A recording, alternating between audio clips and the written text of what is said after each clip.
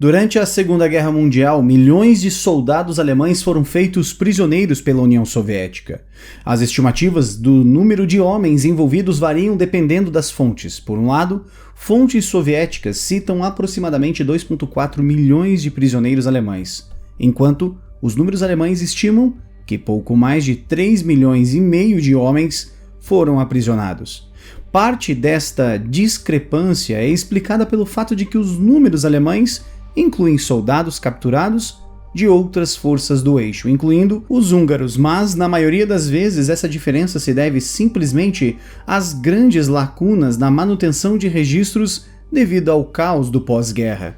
Neste vídeo, nós veremos o que aconteceu com os soldados alemães e japoneses que foram mantidos em cativeiro na União Soviética.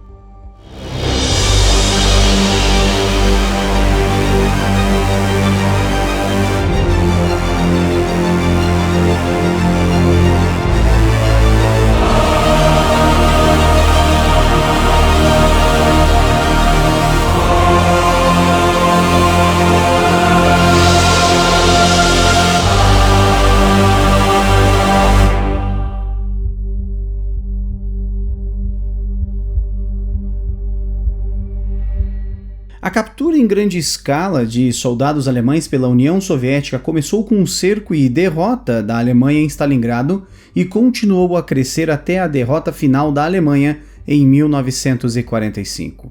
Os soldados alemães sabiam antecipadamente que as condições no cativeiro soviético seriam, na melhor das hipóteses, duras e sempre que possível optariam por se render aos aliados ocidentais, onde o cativeiro seria melhor de acordo com as convenções de Genebra. Entretanto, os aliados ocidentais, no interesse de manter relações diplomáticas cordiais enquanto a guerra ainda estava em andamento e também na esperança de evitar conflitos diretos quando a Alemanha fosse derrotada, entregaram milhares de prisioneiros de guerra alemães aos soviéticos. Menos conhecida para nós ainda era a situação dos prisioneiros de guerra na Ásia Oriental, quando o Japão se rendeu. A União Soviética havia declarado guerra ao Japão nos últimos dias da Guerra no Pacífico, sem prever a súbita rendição do Japão após os ataques atômicos a Hiroshima e Nagasaki. Entre 500 mil e 1 milhão de soldados japoneses foram feitos prisioneiros pela União Soviética quando o Exército Vermelho ocupou a Manchúria, a Coreia, as Ilhas Kurilas e a ilha Sakhalin. Isto totaliza aproximadamente 4,5 milhões de prisioneiros de guerra nas mãos da União Soviética. Em se tratando de localização, a maioria dos prisioneiros japoneses permaneceu na Sibéria e no extremo oriente russo, enquanto os prisioneiros de guerra alemães foram mantidos na Rússia europeia e também nos Montes Urais. Os prisioneiros alemães e japoneses foram usados como fonte de mão de obra escrava para a União Soviética. Os japoneses, por exemplo, estavam fortemente envolvidos na construção de grandes projetos de infraestrutura. Eles também construíram novos projetos habitacionais e instalações industriais em lugares como Irkutsk, Khabarovsk, Vladivostok e Tashkent. Foram também uma parte vital da construção da linha principal Baikal-Amur, uma ferrovia que corria paralelamente à linha Transiberiana, porém mais ao norte, longe da fronteira chinesa.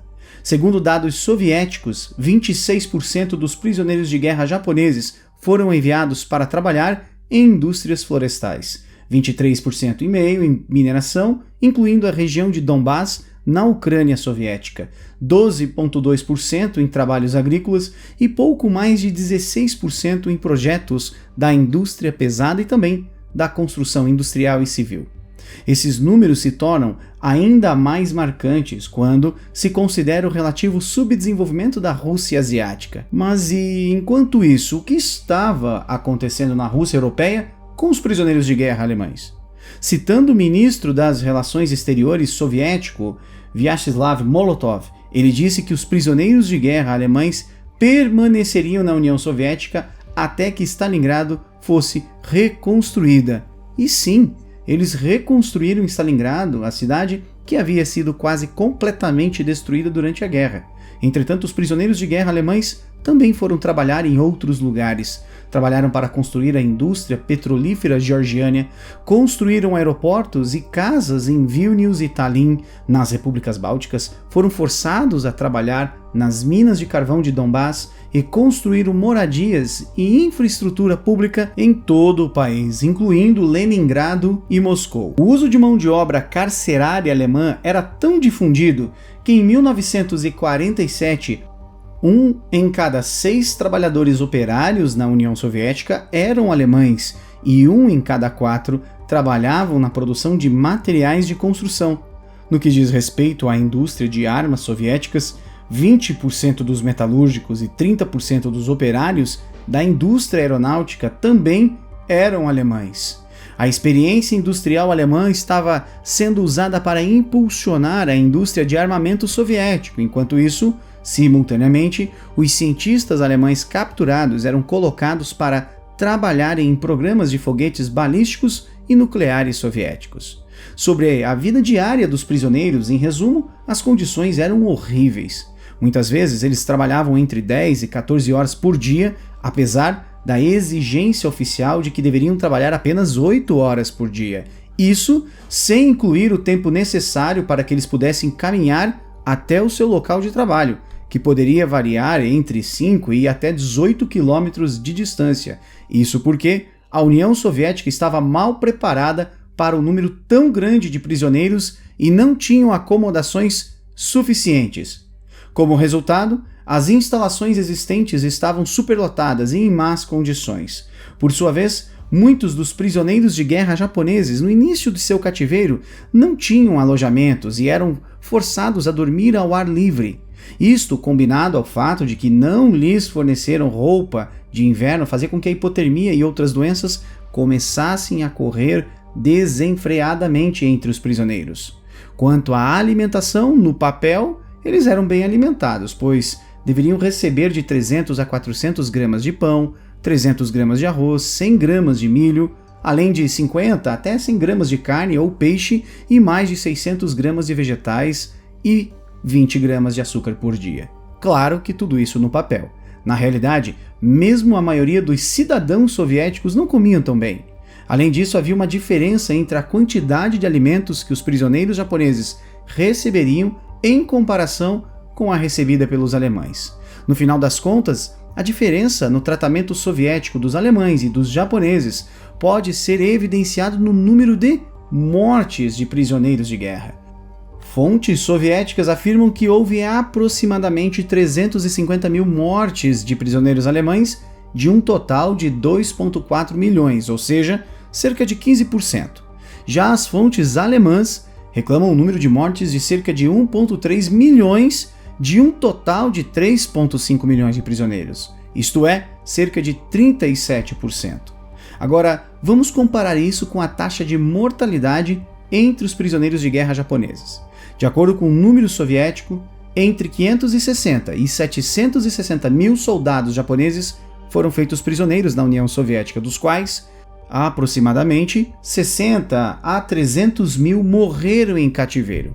Em resumo, estes números estão diretamente relacionados ao tratamento geral que os prisioneiros receberam nas mãos dos soldados soviéticos, ou seja, uma porcentagem vaga demais pela imprecisão dos dados, deixando ainda assim os japoneses estatisticamente em pior situação. Naturalmente, os soviéticos também aproveitaram a oportunidade tentando doutriná-los e transformá-los em ativos para servir ao Estado soviético no futuro. Mesmo no início de 1943, estes programas de doutrinação começaram com a criação do chamado Comitê Nacional para uma Alemanha Livre, na cidade de Krasnogorsk, liderado pelo poeta alemão e comunista Erich Weinert, assim como também outros oficiais alemães que haviam sido prisioneiros. Ao mesmo tempo, foi criada a União de Oficiais Alemães, um grupo cujo objetivo era realizar campanhas de propaganda antifascista entre os prisioneiros alemães. Incluído nas fileiras deste grupo estava o famoso marechal de campo Friedrich von Paulus, o comandante do 6º Exército Alemão que havia se rendido em Stalingrado. A União de Oficiais Alemães rapidamente aceitou os objetivos do Comitê para uma Alemanha Livre e logo foi absorvido por ele. Esse comitê também foi um elemento chave no estabelecimento do governo da República Democrática Alemã ou Alemanha Oriental e especialmente de suas forças armadas. Os prisioneiros de guerra participaram de escolas antifascistas e receberam literatura pró-soviética e, por padrão, anticapitalistas. Aulas de reeducação foram realizadas em todos os campos, lideradas pelos departamentos políticos que também estavam em cada um dos campos.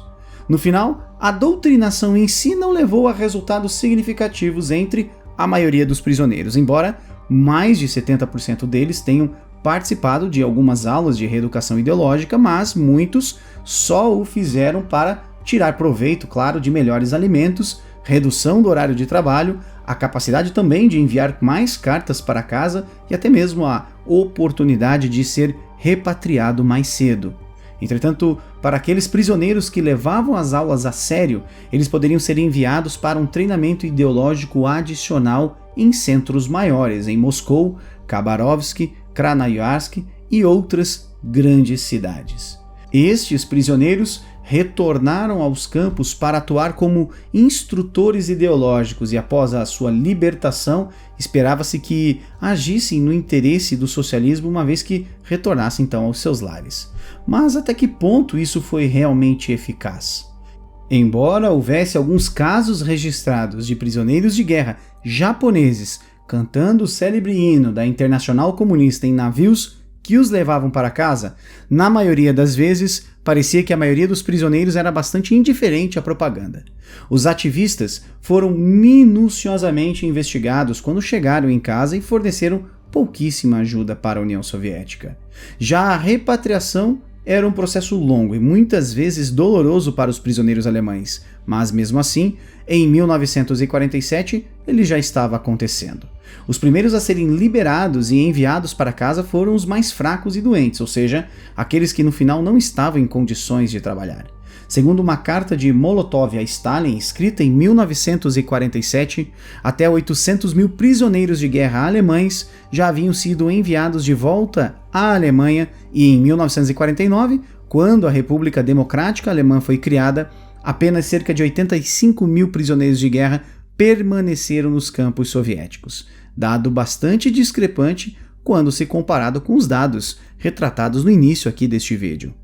Estes prisioneiros restantes haviam sido condenados em sua maioria como criminosos de guerra, incluindo soldados da SS que foram condenados a longas penas de trabalho forçado, alguns com penas de até 25 anos. Foi somente com a intervenção do chanceler Konrad Adenauer da Alemanha Ocidental em 1956 que o último destes condenados seria então repatriado. Quanto aos prisioneiros de guerra japoneses, a repatriação começou em 1946, quando quase 20 mil prisioneiros já foram libertados. Isto foi seguido por outras repatriações, ano após ano, com a maioria dos homens enviados para casa entre 1947 e 1949.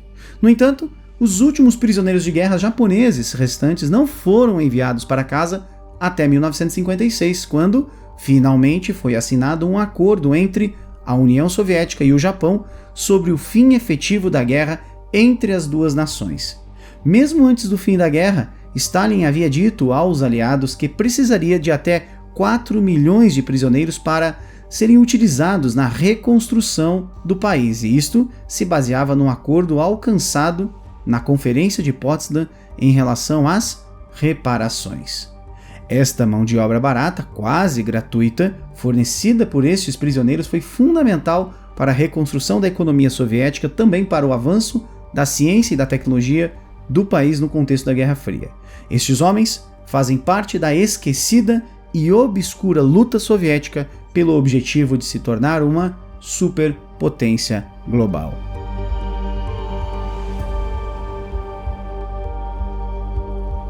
E se você quer continuar a se aprofundar cada vez mais dentro do assunto que nós trouxemos hoje, fica aqui algumas sugestões de livros para você que também estão na descrição deste vídeo. E se você se interessar, compartilhe com seus amigos, permita que eles tenham acesso a materiais de qualidade como este também. Fica aqui desde já o nosso agradecimento por sua audiência, Um grande abraço e até a próxima!